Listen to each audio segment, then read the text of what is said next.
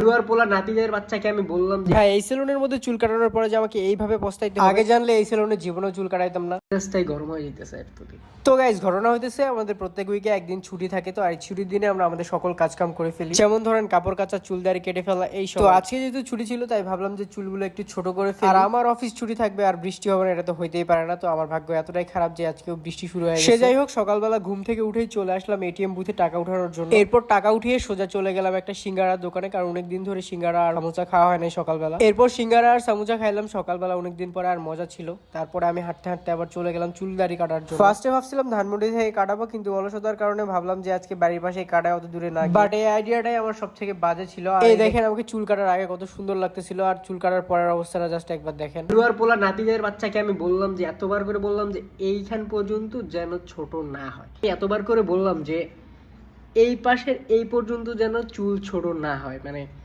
Same থাকে, লেয়ারটা যেন সেম থাকে। তারপর মেশিন দিয়ে কাটার মতো এবার একদম সুন্দর করে বুঝাই দিছি যে আমাকে রণবীর কাপড়ের মতো চারদিকে সমান করে সুন্দর করে মাথায় একটা শেপ দিয়ে দিবেন। ও আমাকে শক্তি কাপড় বানাই দিছে। আমার লাভ লস নেই, আমার লাইফটাই লস।